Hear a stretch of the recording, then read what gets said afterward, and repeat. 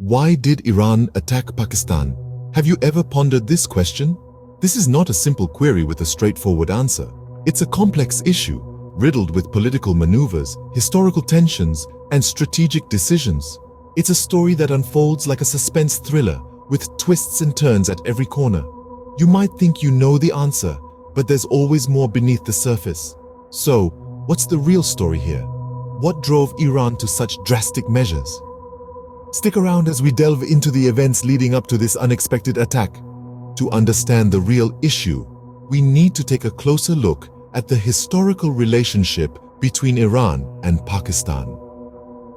Diving back into the annals of history, the relationship between Iran and Pakistan has always been an intricate tapestry of shared cultural ties, mutual respect, and political cooperation. Iran was one of the first countries to recognize Pakistan as an independent nation after its partition from India in 1947.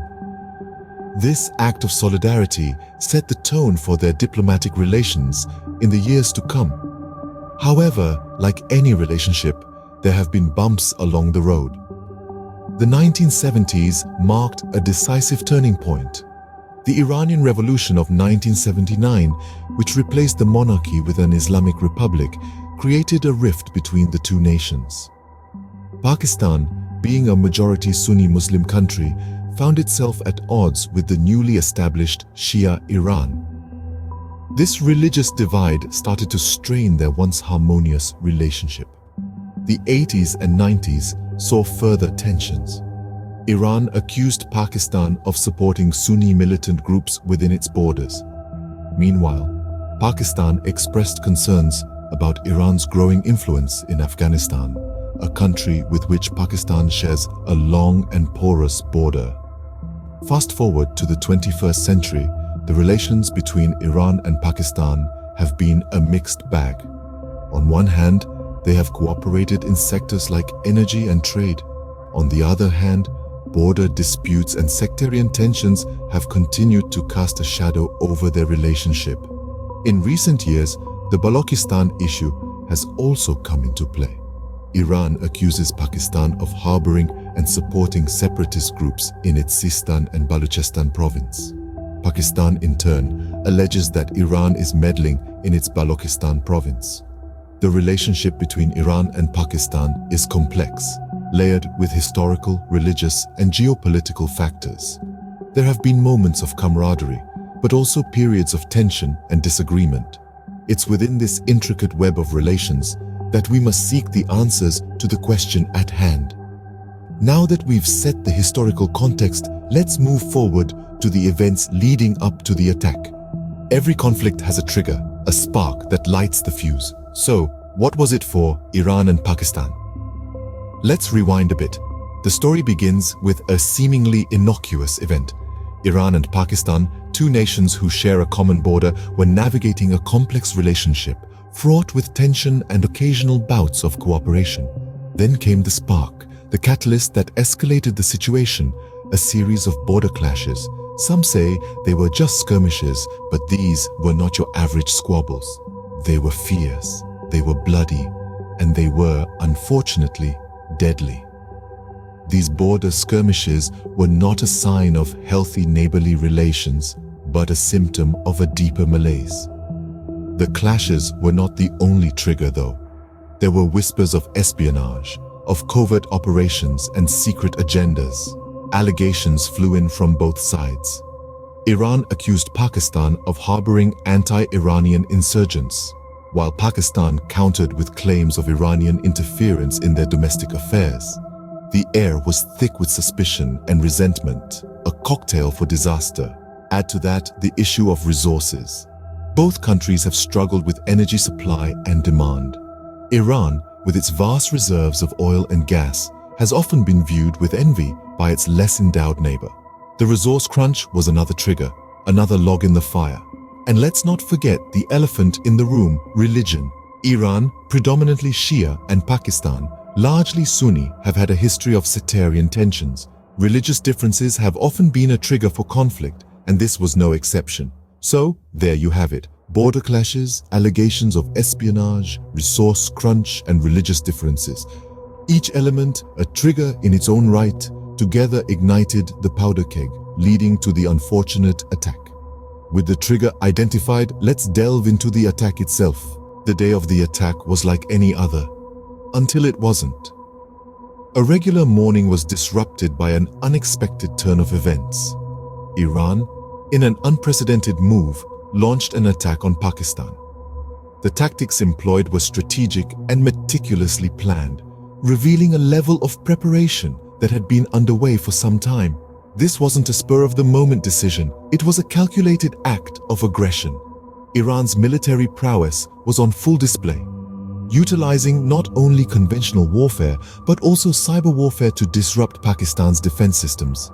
The attack was multifaceted, aiming to cripple key infrastructure and sow confusion among the ranks of Pakistan's military. As the attack unfolded, Pakistan's response was swift and decisive. Despite being taken by surprise, the country's armed forces rallied, managing to mitigate some of the damage inflicted by Iran. Their response underscored the resilience of the nation and its determination to defend its sovereignty. The international community watched in stunned silence as the events unfolded. The audacity of Iran's attack sent shockwaves around the world. Nations scrambled to respond, some condemning Iran's actions, while others called for restraint and dialogue. The United Nations convened an emergency meeting to address the situation, highlighting the gravity of the incident. The attack, however, was more than just a military confrontation. It was a message, a statement from Iran that it was willing to take dramatic measures to achieve its objectives. It was a show of force designed to intimidate not just Pakistan, but the entire world. The attack left the world shocked, but what were the consequences? As we move forward, we'll delve into the aftermath of this event, the repercussions that were felt far beyond the borders of Iran and Pakistan, and how this incident has reshaped the geopolitical landscape. In the aftermath of the attack, both nations and the world at large were left picking up the pieces. The landscape of geopolitics was rapidly altered, and the echoes of the conflict resonated far beyond the borders of Iran and Pakistan. The immediate aftermath saw a surge in nationalistic sentiments on both sides. In Iran, the government used the attack to rally its citizens, framing it as a necessary action for national security. Meanwhile, Pakistan faced the daunting task of rebuilding and recovery, its people united in their resolve and defiance. The attack had far-reaching economic implications as well. Iran, already grappling with economic sanctions, found itself further isolated on the global stage. The country's economy took a hit, with foreign investments dwindling. On the other hand, Pakistan's economy too felt the brunt of the attack. Infrastructure was damaged, and the country saw a drop in foreign investments due to the perceived instability. The international community was not left unscathed. Nations worldwide were forced to re-evaluate their alliances and foreign policies. The attack put a spotlight on the volatile nature of international relations in the region, prompting calls for dialogue and peaceful resolution. The humanitarian cost of the attack was significant. Lives were lost, families were torn apart, and communities were left to grapple with the trauma. This incident served as a stark reminder of the devastating consequences of conflict. However, it also sparked a global conversation about the importance of diplomacy and conflict resolution. The world watched as Iran and Pakistan navigated the aftermath, their actions setting a precedent for how nations respond to such crises. The attack has had a profound impact on the regional dynamics. It has reshaped relationships, influenced policies, and left a deep imprint on the collective psyche of the people in both nations. The repercussions of this attack continue to ripple through the nations involved. But why did Iran really attack Pakistan? So, why did Iran attack Pakistan?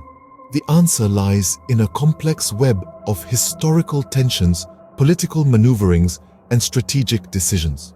A journey through the annals of history has revealed the layers of this intricate issue. we've delved into the distant and recent past, unearthing the long-standing rivalries and disagreements that have shaped the relationship between Iran and Pakistan. We've examined the triggers and factors that have escalated these tensions, culminating in the unthinkable, an attack. The attack itself was a manifestation of these deeply rooted issues, a distressing display of aggression that rocked both nations and echoed across the globe. Its aftermath was equally significant, setting off a ripple effect of consequences that are still being felt today and will continue to reverberate in the years to come. In scrutinizing the reasons behind the attack, we've uncovered a thirst for dominance, a longing for security, and a struggle for power.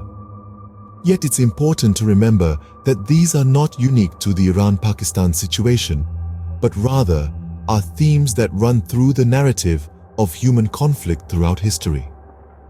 This exploration has not only shed light on why Iran attacked Pakistan, but also highlighted the profound impact such conflicts have on nations and their peoples. It's a stark reminder of the importance of diplomacy, dialogue, and understanding in navigating international relations. While we may never fully understand the motivations behind the attack, we can strive to learn from history to prevent such conflicts in the future.